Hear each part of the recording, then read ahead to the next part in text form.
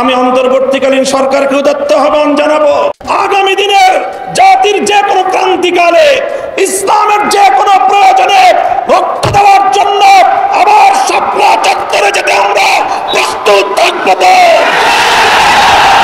স্বাধীনতা রক্ষার জন্য যুদ্ধে যেতে আমরা প্রস্তুত থাকবো। যে কোনো অপশক্তিকে বুকের রক্ত দিয়ে রুখে দেওয়ার জন্য প্রস্তুত থাকবো। যদি এই গণ অভ্যুত্থানের উদ্দেশ্যকে ব্যর্থ করবার জন্য পাল্টা কোন প্রতিবিপ্লবের চেষ্টা চালানো হয়, ছাত্র জনতার সঙ্গে কাঁধে কাঁধ মিলিয়ে হেফাজতে ইসলামের সকল নেতা কর্মীরা রাজপথে প্রহরা বসাতে হবে।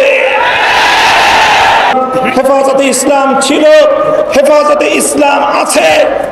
বৈষম্য বিরোধী আন্দোলনের প্রধান বৈশিষ্ট্য ছিল অভূতপূর্ব ঐক্য। এখানে স্কুল, কলেজ, ভার্সিটি থেকে আমার মাদ্রাসার ছাত্ররা পর্যন্ত যেভাবে টেকনাফ থেকে তেতুলিয়ায় হাতে হাত রেখে এক অভূতপূর্ব ঐক্যের মেলবন্ধন তৈরি করেছিল, পরাজিত শক্তি ঢুকে পড়ে আজকে মাদ্রাসা এবং জেনারেল শিক্ষার্থীদের মধ্যে ফাটল সৃষ্টি করবার অপচেষ্টা চালাচ্ছে। হেফাজতে ইসলামের পক্ষ থেকে সকল ছাত্র জনতার প্রতি আমি উদাত্ত আহ্বান জানাতে চাই, কোন ষড়যন্ত্রের মধ্যে আমরা পা দেব না, কোন ষড়যন্ত্র কানে তুলব না। আমাদের এই ঐক্যকে অটুট রাখতে হবে। আমাদের মঞ্জিল এখনো বহুদূর। আমাদের এই অর্জিত বিজয়কে মঞ্জিলে মাকসাদে পৌঁছাতে হলে আমাদেরকে আরো বহু পথ চলতে হবে। আমি অন্তর্বর্তীকালীন সরকারকে উদাত্ত আহ্বান জানাবো, রাজনৈতিক দলগুলোর সঙ্গে সমন্বয় করে প্রয়োজনীয় রাষ্ট্র সংস্কারের কাজ সেরেই জাতীয় নির্বাচনের অঙ্গীকার জাতির সামনে আপনারা ব্যক্ত করবেন এবং সেই অঙ্গীকার পালনে আপনারা দায়িত্বপূর্ণ ভূমিকা পালন করে চলবেন। পুলিশ সহ আইন শৃঙ্খলা রক্ষাকারী বাহিনীকে দায়িত্ব গ্রহণের অনুকূল পরিস্থিতি তৈরিতে আলেম সমাজের প্রতি উদাত্ত আহ্বান জানাচ্ছি। আপনারা দেশপ্রেমিক সশস্ত্র বাহিনীর সঙ্গে কাঁধে কাঁধ মিলিয়ে থানাগুলোকে নিরাপত্তা দিন। আইন শৃঙ্খলা রক্ষাকারী বাহিনীর সাধারণ যে সকল সদস্যরা নিহত হয়েছেন, নিরপরাধ যে সকল সদস্যরা এই গোলযোগে নিহত হয়েছেন, তাদের প্রতি আমি সহমর্মিতা জ্ঞাপন করছি। সেই সঙ্গে যে সকল দুষ্কৃতিকারী অফিসারদের নির্দেশে এই সরল প্রাণ সাধারণ পুলিশ সদস্যদের জীবন গিয়েছে, এর জন্য তাদের উপযুক্ত বিচার বিভাগীয় তদন্তের মাধ্যমে শাস্তি নিশ্চিত করার উদাত্ত আহ্বান জানাচ্ছি।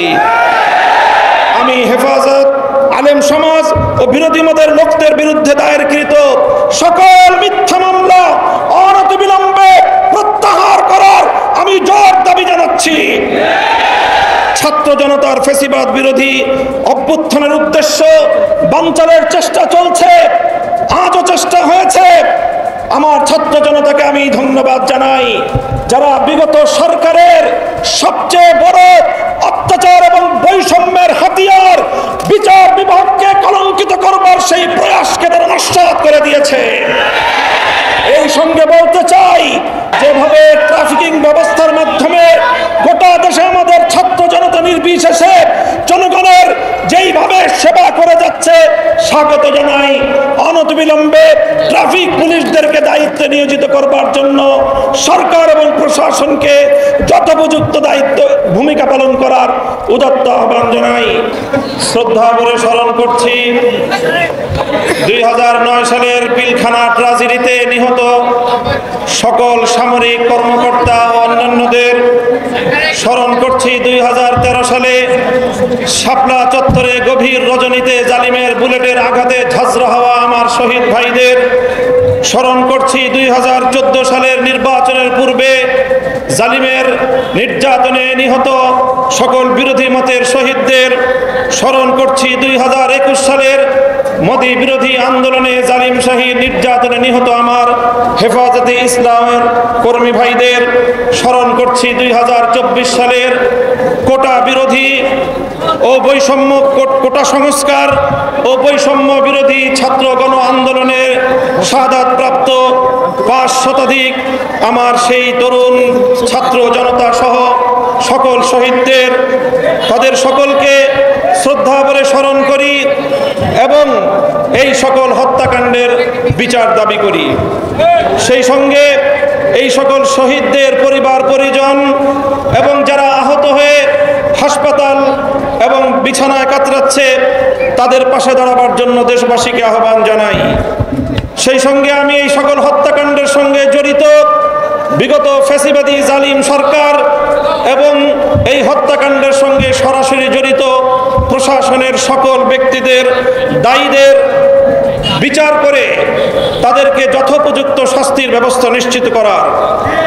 সাথী ও বন্ধুগণ, আজ এই হেফাজতে ইসলামের মঞ্চ থেকে অন্তর্বর্তীকালীন সরকারকে আমি স্বাগত জানাই, তাদেরকে আহ্বান জানাই, বলতে চাই দেশ ও জনগণের পক্ষে আপনারা যে কাজ করবেন তার প্রতি আমাদের অকুণ্ঠ সমর্থন থাকবে। আমরা আশা করব দেশ জাতীয় ইসলাম বিরোধী কোনো কাজে আপনারা পদক্ষেপ নেবেন না, আপনাদের দ্বারা সেই ধরনের কোনো কাজ হবে না। আমরা দেশবাসীর নিরাপত্তার প্রতি দৃষ্টি আকর্ষণ করতে চাই।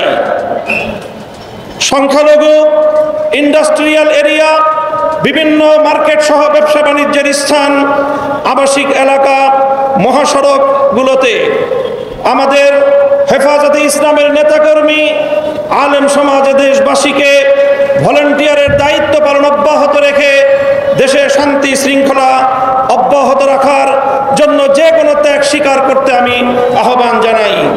সেই সঙ্গে সংখ্যালঘু ইস্যুটিকে অযথা অপ্রয়োজনে এটিকে গণমাধ্যমের সামনে অযাচিতভাবে উপস্থাপন করে দেশের ভাবমূর্তি ক্ষুণ্ণ না করার জন্য সংশ্লিষ্ট সকলের প্রতি আমি উদাত্ত আহ্বান জানাই।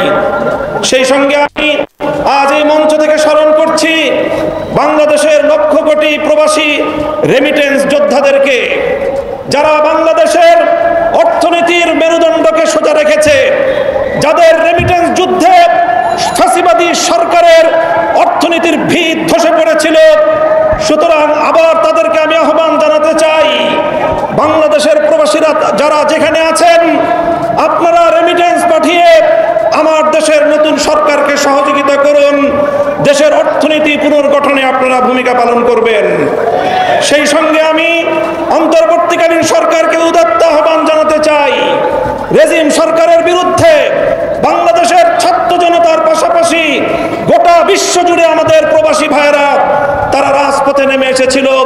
আন্দোলন সংগ্রাম করতে গিয়ে স্থানীয় রাষ্ট্রের আইন শৃঙ্খলা পরিপন্থী কাজ হয়ে যাওয়ায় তারা অনেকেই বন্দী জীবন যাপন করছে।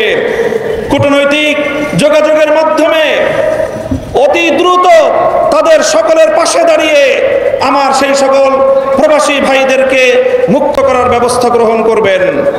আজকে বাংলাদেশ হলো এটার কেন্দ্রভূমি, সবাই তাকিয়ে থাকে আমরা কি বলছি, কিভাবে করছি, আমাদের কথা আমাদের কাজ অনুসরণ করে।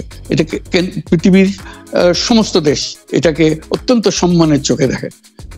এই যে বলা হয় যে উনি অনেক সম্মানী, ওনার হয়তো বড় রকমের একটা গ্রুপ আছে যাতে প্রমোট করার জন্য, ওনার পরিচিতি বাড়ানোর জন্য।